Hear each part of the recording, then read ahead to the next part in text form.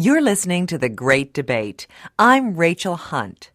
Americans work more hours and take less vacation time than Europeans do. Today, we'll be debating the question, should the United States reduce the work week to 35 hours? I'm joined by one guest on each side of this issue. Barbara Cassidy, professor of social studies at the University of Philadelphia, supports the reduced work week. Dr. Cassidy, welcome. Hello.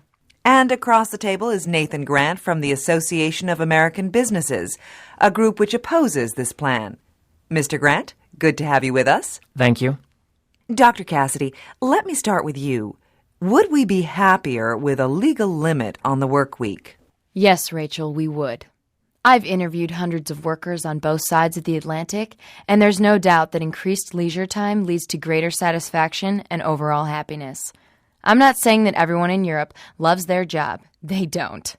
But on average, Europeans have less job-related stress, and they're more focused on health, family, and simply enjoying life than Americans are. Nathan Grant, do you believe Americans are unhappy? Certainly not. I don't know who the professor spoke to and how she's measuring happiness, but I can tell you this. Americans work hard because they want to. This is the land of opportunity, and if you put in the hours, you can build a better life for yourself and for your children. Limiting the number of hours people can work is just going to limit the financial and social opportunities of ordinary Americans. Unemployment is over 10% in some parts of the U.S. If you require a shorter work week, then companies will be forced to hire more workers. This will create more jobs, which is good for people and it's good for the country. But it's bad for business because with higher salary costs, small businesses will be forced into bankruptcy. They won't be able to stay in business, and then they won't be able to offer any jobs at all. Let me stop you there because I know a lot of listeners want to join in this conversation. Mervyn in Detroit, you're on The Great Debate. Rachel, what I want to say is this. I've worked in the automobile industry for 30 years. I've worked 50 and 60-hour weeks just to put food on the table and a roof over my family's head. And I was proud to do that. But I don't want that life for my kids, so I'm in favor of the 35-hour work week. Mervyn, I respect your attitude. There's just no need to sacrifice our lives and the lives of the next generation for work. Can I say something else? I live in Detroit, one of the most overweight cities in America. And I know from looking at my friends and family that we eat too much fast food. And that's because we don't have time to cook healthy food, because we work too much. That's really important. The more we work, the worse we eat. Less nutritious food, more fat, fewer fruits and vegetables. The American lifestyle just isn't healthy. What do you think about that, Mr. Grant? Well, it's true that many Americans do not eat as well as they should, but working fewer hours would not solve that problem. In fact, a 35-hour week would reduce the income of most working-class Americans, and that would reduce the quality of their diet. People can't eat healthy if they're not making enough money to afford healthy food. I have to disagree. People can't eat healthy if they don't even have any time. Time to cook or eat at home with their families. Reducing the work week to 35 hours would help people live healthy, more active, and satisfying lives. Thanks for your call, Mervyn. Let's take a break and then take some more calls. Good evening, ladies and gentlemen, and thanks for coming out to the library. This is the third in our series of lectures on the history of medical technology.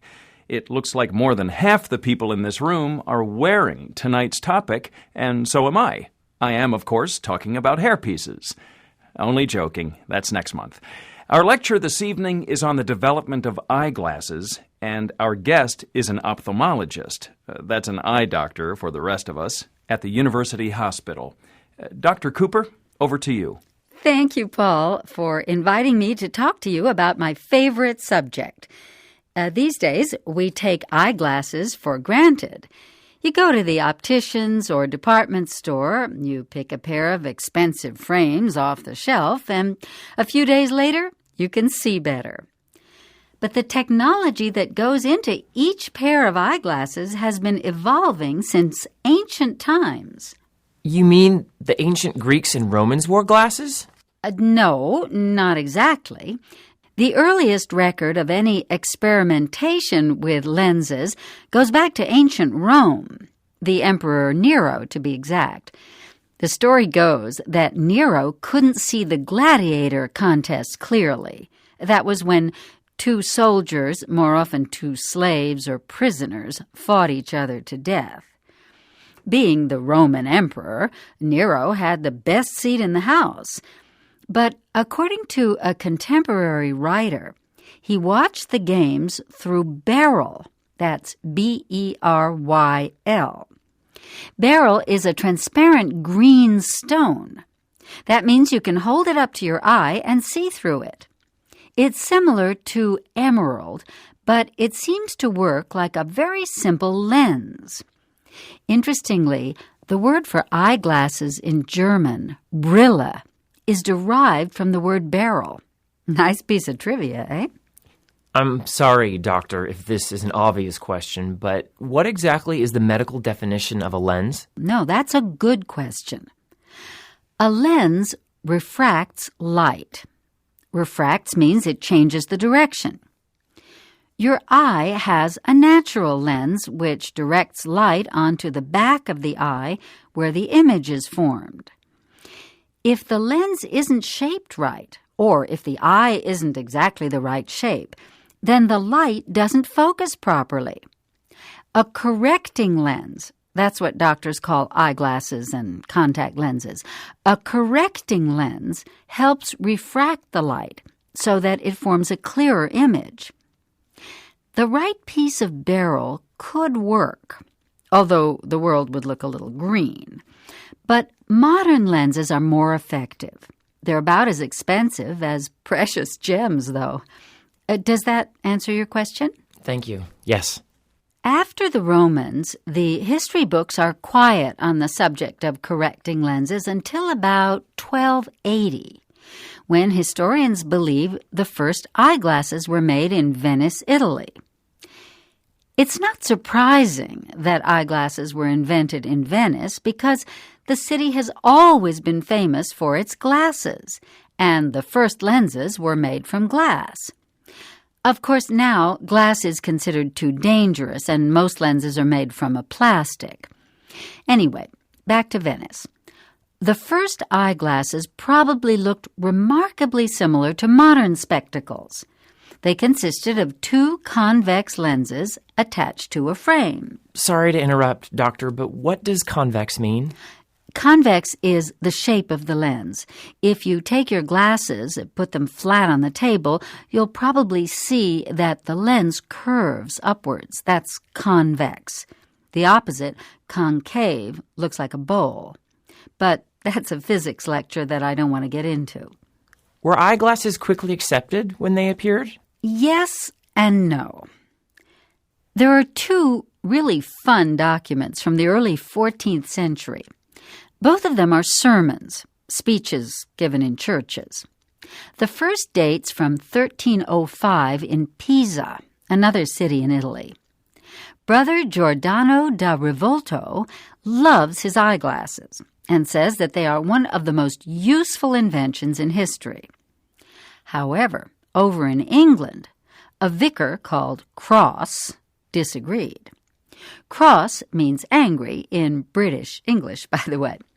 Reverend Cross called eyeglasses immoral because you see things, quote, in a false and unnatural light. He seems to be afraid that eyeglasses actually give you a different view of the world. Well, Brother Giordano won that fight, and eyeglasses spread around the world. In fact, the technology hasn't changed all that much. We've gotten better at designing lenses to correct each individual patient's problem, and you can now buy lenses that turn into sunglasses when it's bright outside. The biggest development in eyeglasses, though, is probably the bifocal. Bifocal lenses have two parts. The top part helps you see distances. The bottom part is for reading. Didn't Benjamin Franklin invent the bifocal lens? Yes, he did. Franklin not only helped write the U.S. Declaration of Independence and discovered electricity, but he also created the first bifocal glasses. He wore 2 pairs of glasses, one for distances and one for reading. He cut the lenses in half and attached one half of the distance lens above the bottom half of the reading lens. Today, we can make bifocals that change more smoothly between the 2 zones, but the idea is the same.